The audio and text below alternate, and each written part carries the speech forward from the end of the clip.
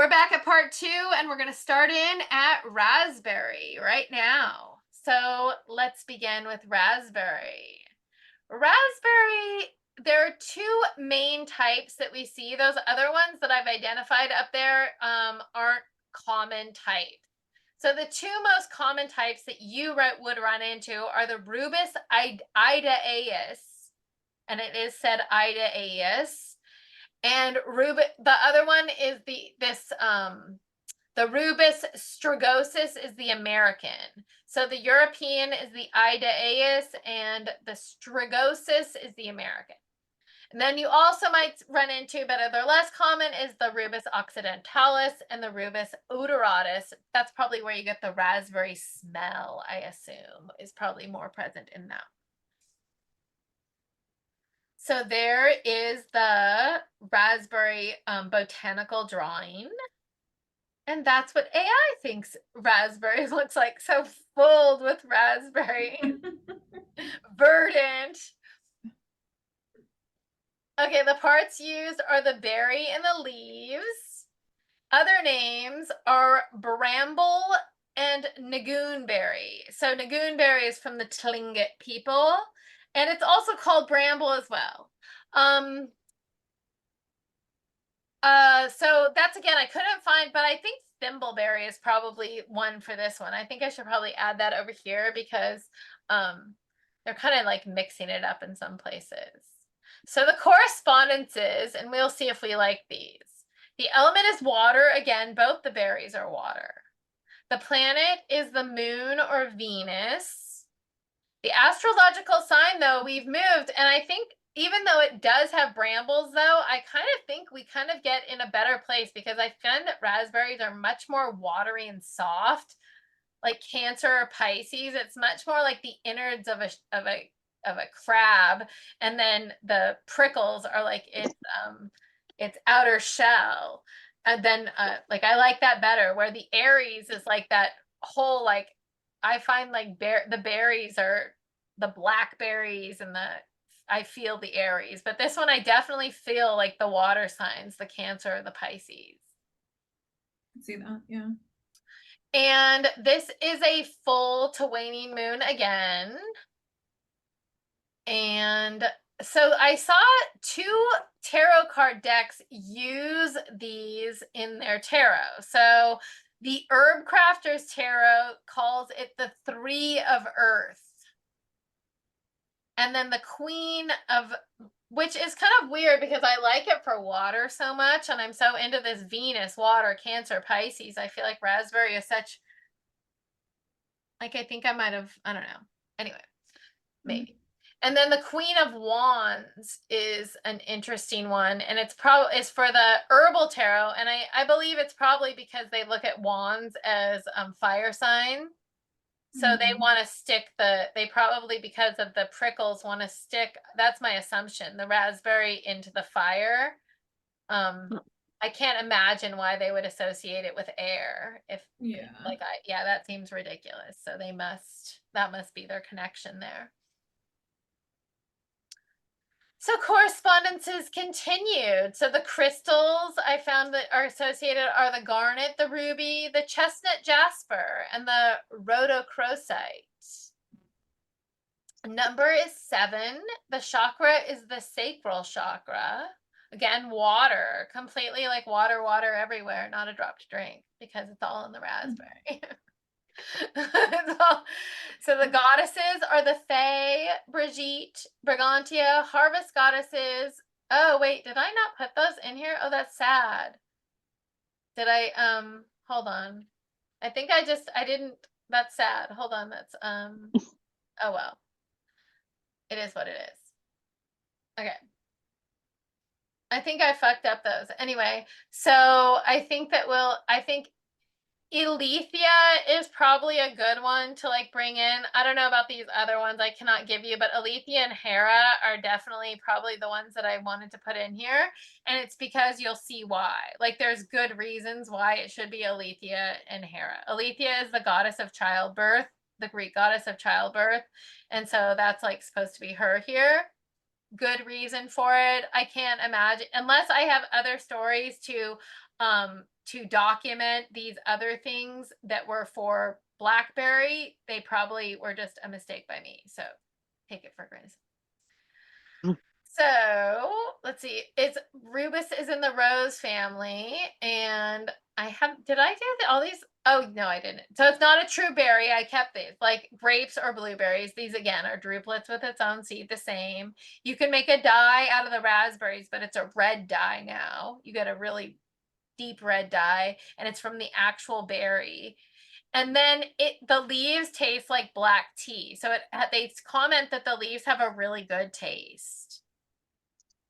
And raspberries they say were not always indigenous to our land in America, but they came early.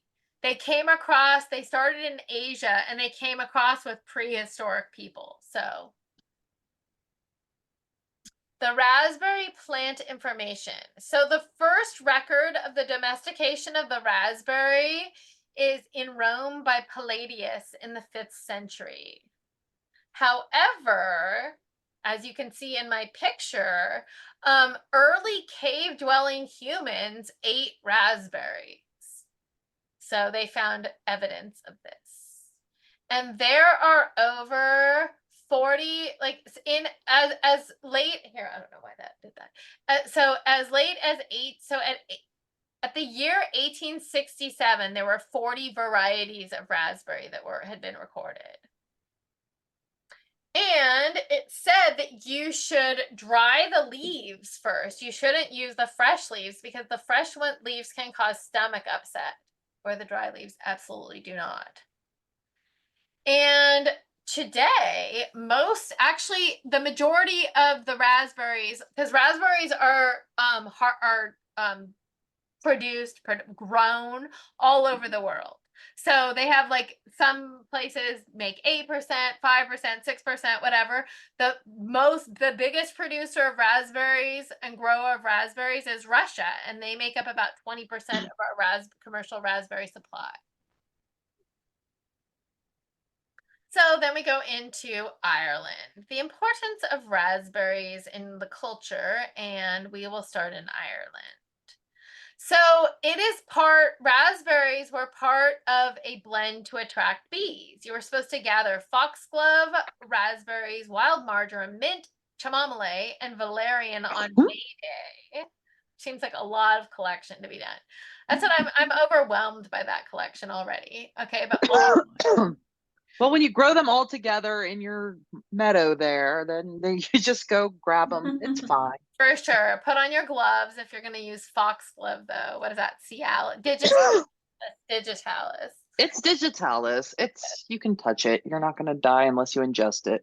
Yeah, what is the other one that you can't touch? It's like hellebore. Hellebore, right? Is very like hellebore and aconite. You shouldn't. Hellebore is the one I saw this weekend at the garden show, and somebody had hellebore, and I'm like, don't be touching that with your hands, for God's sakes. That's like Jesus.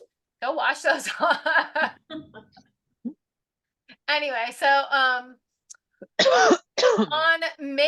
you're supposed to gather all that together on May Day, and you're supposed to mix it with butter, and that was made on that day as well. So you're also making butter on that day, and you're gonna boil it all together with honey and rub the vessel into which you want the bees to gather, both the inside and the out. And then you're supposed to place the vessel in the middle of the tree, and bees will come soon. You know what? I don't know. This sounds like a lot, but why are you gathering bees? I don't know. Yeah, because I was thinking it was like just to bring bees into your garden, but if you're putting honey on the inside of the jar, that sounds like a trap. Yeah. I know. I don't know why you're doing that. Exactly. Maybe why are you doing that? They wanted to make a hive in the tree. Like they want a hive, or maybe they want to. Okay, that's kind of what I thought too. Is like maybe you were attracting a hive, but then you're sticking them in the pot with the honey. I mean, well, then are you collecting a queen and creating like a hive? Is this like exactly like what is this? What is this for anyway? So that's we want to know more. If you're Irish and you know anything about this, like important cultural piece of information to attract bees, please reach out. So, the lore, stories, and cultural import with the indigenous Native Americans, because remember, they came across way long, so they've been here for a long time. Okay, so it is strong protection against unwanted spirit beings and can be used also to represent fertility. The Cherokee, the Iroquois, and the Miwok were using it as a woman's herb already, and were using it during pregnancy, like when Whitey got to town. So Good then, old Whitey. exactly. So the lore story that, yeah, like we don't, like, we always think that we like, I don't know. It's the savior, white savior complex or something. So I just want to. People think they gave raspberries to the Or native like we people. always think though that we, like, all the good information about something we must have given to other people. Like, I just want to always reiterate, like, they were doing this before we got here, folks. So there was no like come on. Just have to remind people that. So also this is some lore out of Greece about raspberries. This is the idaeus. That's how we know it's idaeus, is because of this story. This is the story, folks. Okay, so it's from Greece. So raspberries, they used to be white, but Ida, who was Zeus's nursemaid, she was looking for these berries for Zeus, and she came and she pricked her finger hunting for them, and they forever were red after that. Another story, though, has the raspberries found by the gods on Mount Ida. So there's two ways that you can look at that story. So the name Rubus idaeus means bramble bush of Ida. So there you go. So the Philippines also has stories about raspberries. The canes were hung outside the doors to protect those that were inside from spectral threats. Interesting.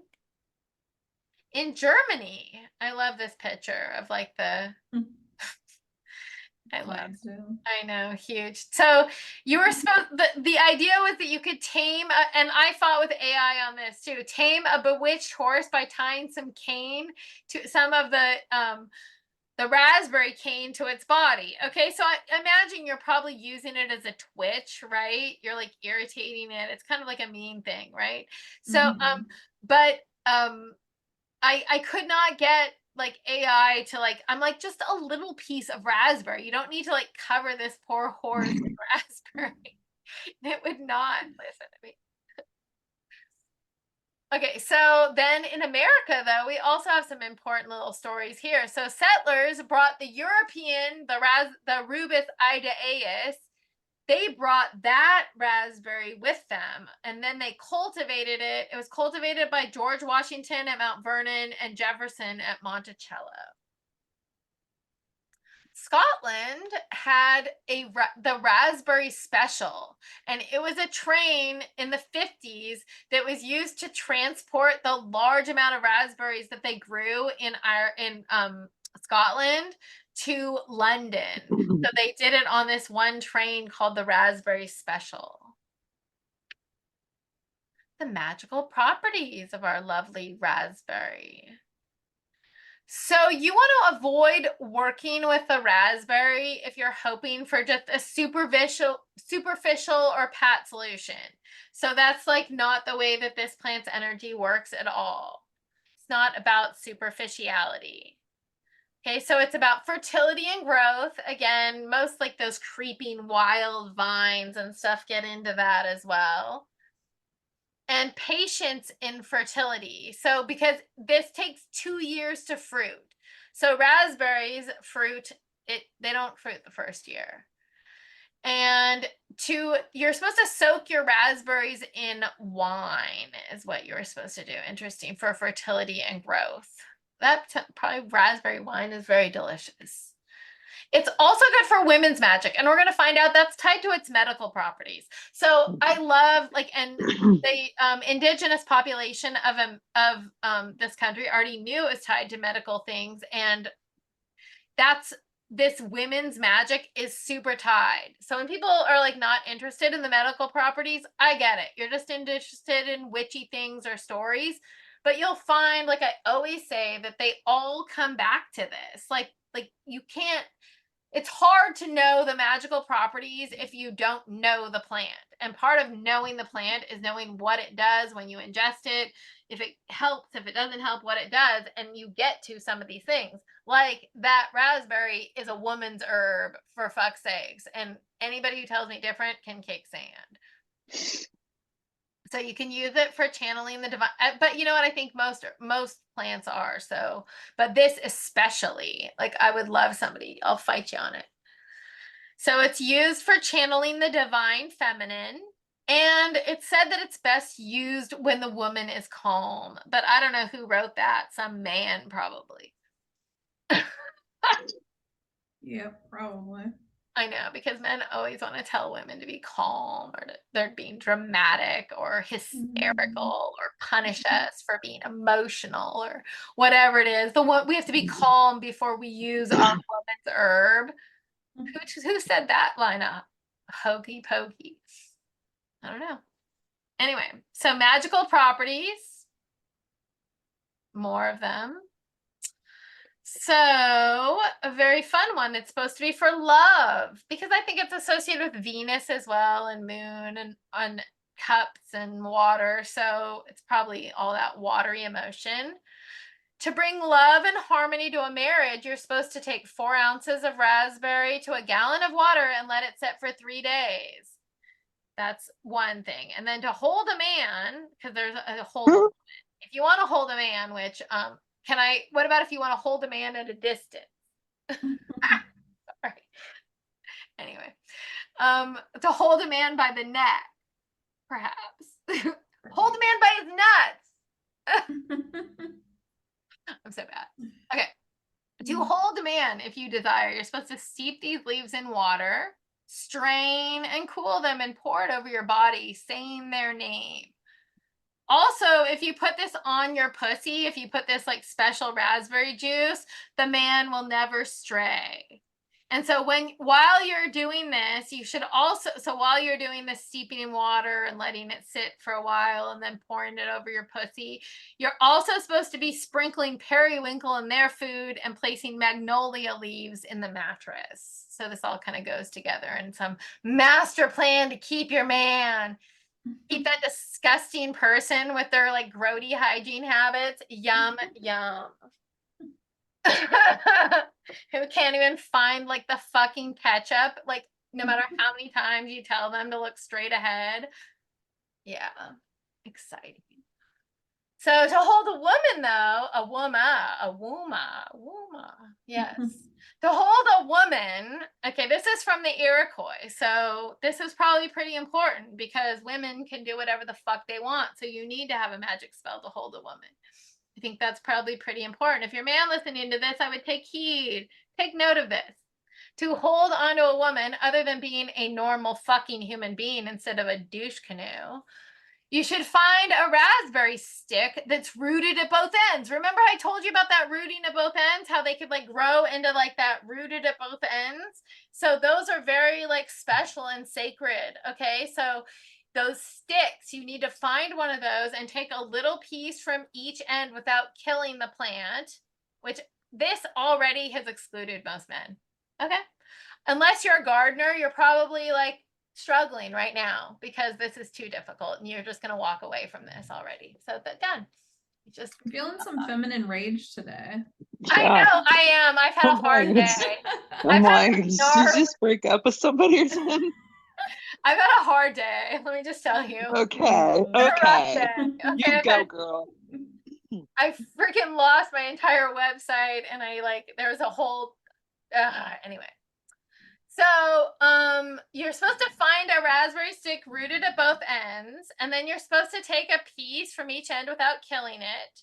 And then you're supposed to boil those pieces in water, drink some, bathe some, and then feed the rest to your wife.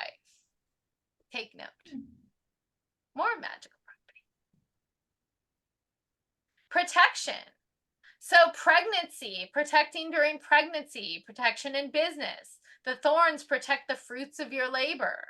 More the protection in legal matters.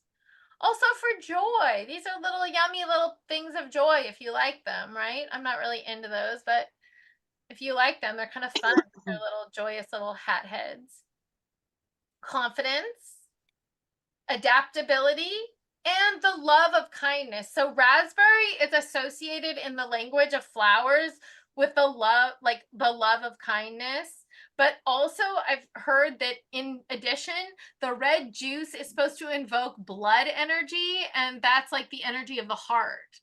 So if it invokes like it's supposed to draw you to the idea of blood, and then blood draws you to the heart, and then it's the kindness and a little circuitous, but okay.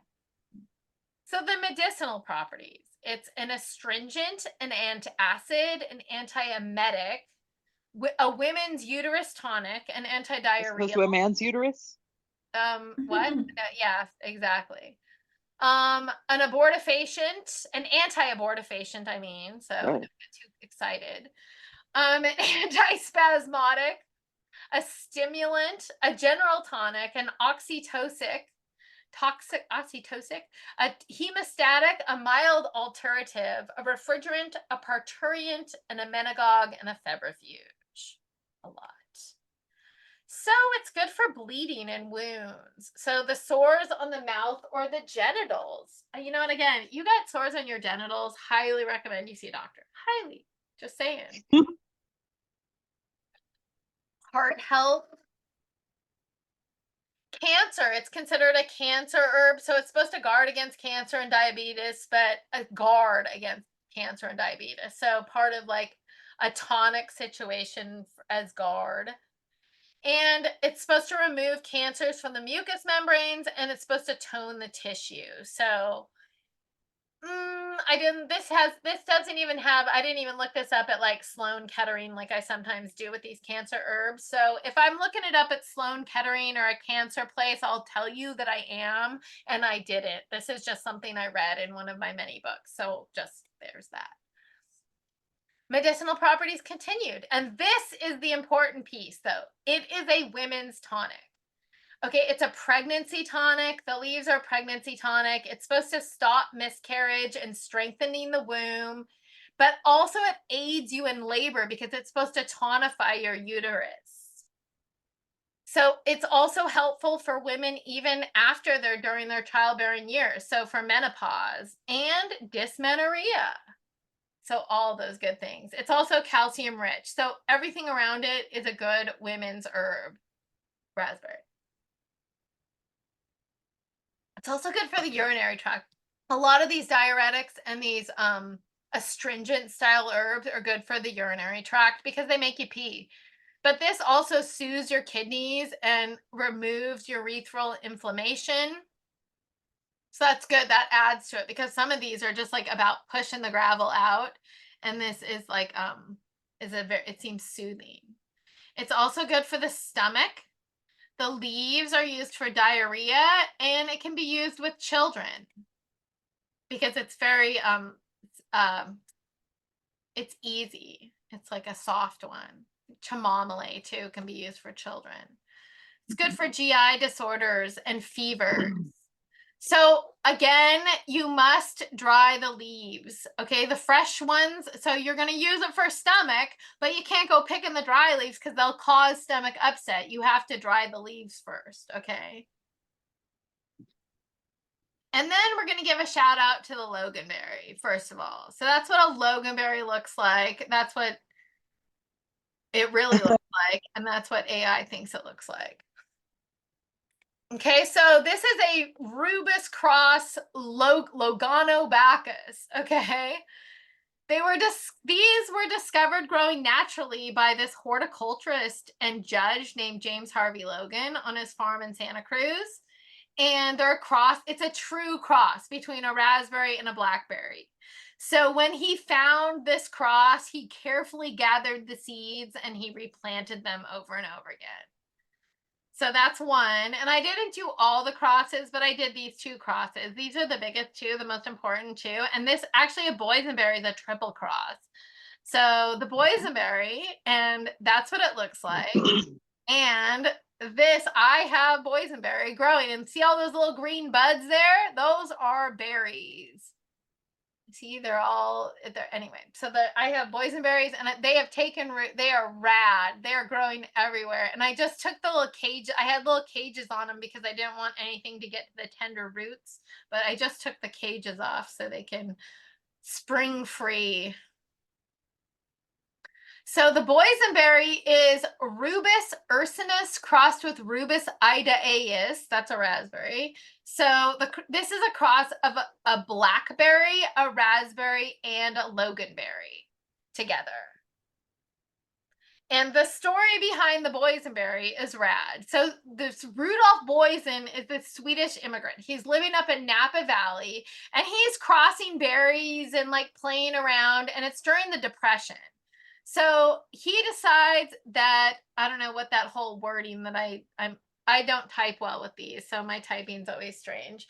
So anyway, so during the Depression, he finally decides at the end of the Depression to sell his farm and move to Anaheim. But he gave